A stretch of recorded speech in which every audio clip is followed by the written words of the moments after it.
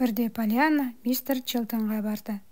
Миссис Сноу бір дәрісінің атын ұмытып қалған екен. Соны білу үшін Полианнаны жұмсапты. Полианна бұрын дәрігердің үйінде болмаған, сондықтан айналасына қызыға қарады. «Мистер Чилтон, сіздің үйіңіз осындай ма еді? Үнемі осында тұрасыз ба?» деп сұрады ол.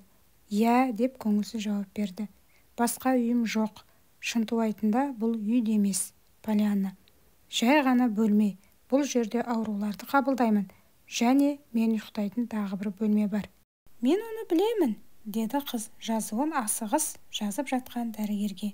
«Нағыз үй болуы үшін әйелдің қолы мен жүрегі қажет, және бала болу шарт». «Не дейсің?» деп жазып жатқан қағазынан басын жұлып алды дәрігер. «Мистер Пендлтон солай айтқан», деп басын батылдана изеді Полианна. «Ол маған нағыз үй болуы үшін әйелдің қолы мен жүрегі қажет және бала болуы шарт екенін түсіндірді». «Ал сіз неге бір әйелге қол созып жүрегін жауламайсыз, мистер Чилтон? Және де, егер мистер Пендлтон бас тартса, сіз Джимми Бинді ала аласыз ба?»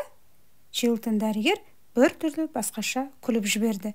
«Сонымен мистер Пендлтон саған нағыз үй болуы үшін әйелдің қолы мен жүрегі қажет деді ме?» деп қайта сұрады. «Әрине, иә, ол да сіз сияқты өз үйін, бұл үй емес, жай ғана баспана» деді. «Сіз неге осылай жасамайсыз, Чилтон дәрігер?» «Нені?» деп дәрігер қайтадан үстелге қарады. «Сүйікті әйелдің жүрегін неге жауламайсыз? Мен сізге мынаны айтуды ұмытып кетіппін ғой», деді аяқ астан қызарып кеткен Полианна. «Сізге бірден ескертуім керек еді. Мистер Пендлтон ұзақ жылдар бойы Полли тәтемді жақсы көрмепті. Сондықтан да біз оған көшіп бармаймыз. Түсінесіз бе? Мен қателесіппін. Сіз ешкімге ештеңе айтпайды деп үміттенемін», деп қауіптене сұрады. «Жоға, әрине, ешкімге ештеңе айтпадым, Полианна», деп көзін тайдырып әкетті дәрігер. «Олай болса, бәрі дұрыс», деп қуанды Полианна. «Мен тек сізге ғана бәрін айтып бергенмін». Қыз ойланып қалды. «Мистер Пендлтон мұны сіздің білетініңізді естігенде маған біртүрлі қызық қарады. Солай ма?» деп сұрады дәрігер ерні дірілдеп. «Иә», деп салмақты жауап берді Полианна. «Бұл шындыққа жанаспаған соң басқалардың білгенін қаламаған шығар деп ойлаймын. Ал сіз ше, мистер Чилтон, бір әйелдің жүрегін неге жаулап алмайсыз?»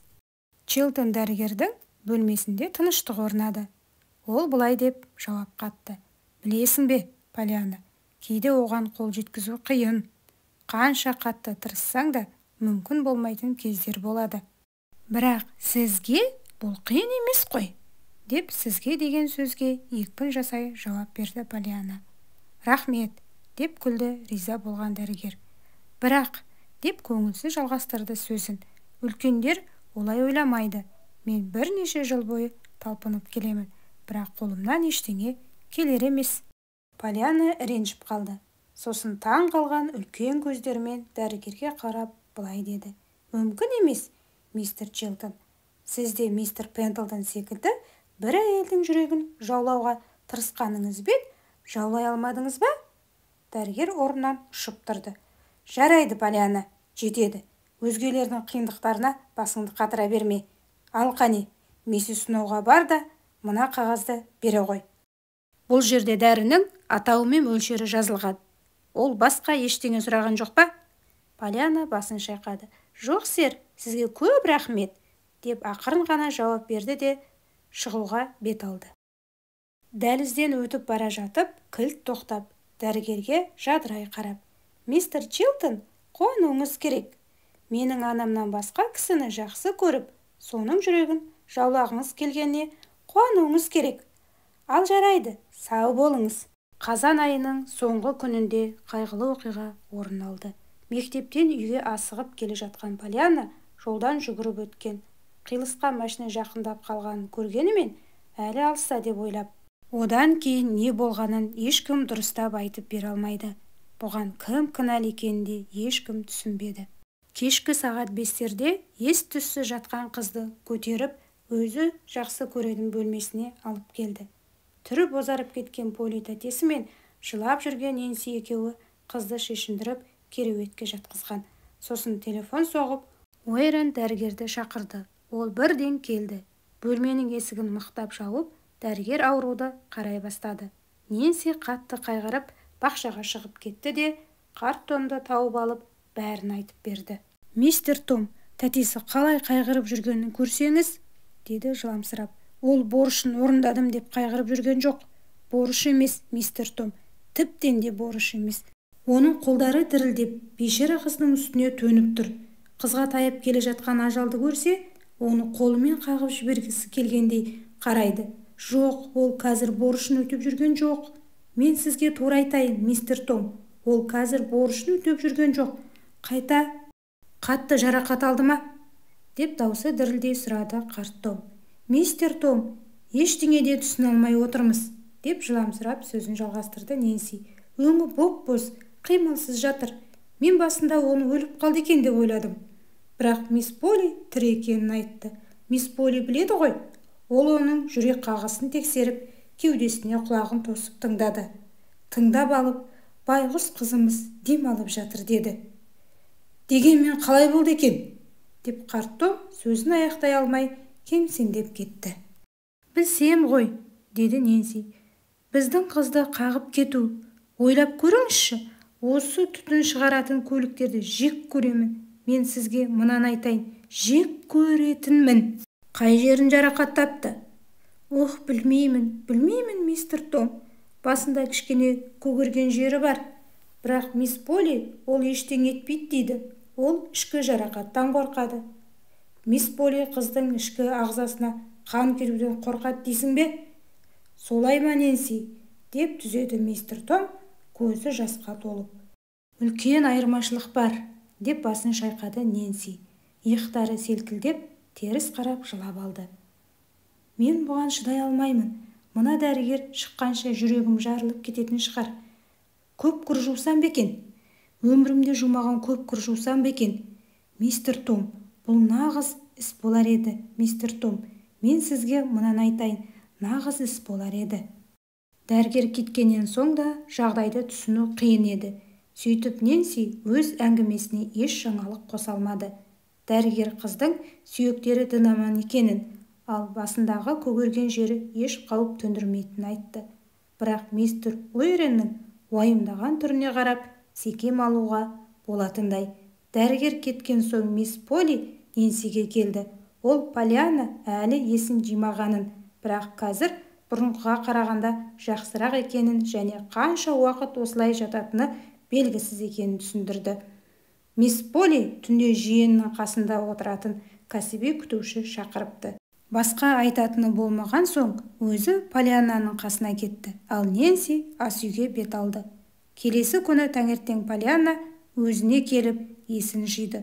Көзін ашқанда, төсегінің қасында отырған тәтесін көріп таң қалды. «Полли тәте, не болды? Полли тәте, дала жап-жарық болып кетіпті, ал мен әлі төсектен тұрмағанмын ба? Неге тұрмай жатырмын?» деп таңырқады қыз. «Ой, Полли тәте, мен тұра алмаймын». Поллианна ауырсынып жастыққа қайта сылқ етті. Көзінде қорқыныш пайда болды. «Білесің бе қалқам, мен сенің орныңда болсам, тұруға талпынбас едім», деп жайлап түсіндіре бастады тәтесі. «Неге, Полли тәте, мен неге тұра алмай жатырмын?» деп сұрады қыз. Мисс Полли ақ орамалдағы әйелге қарады. Әйел терезе алдында тұр екен. Поллианна оны байқамапты.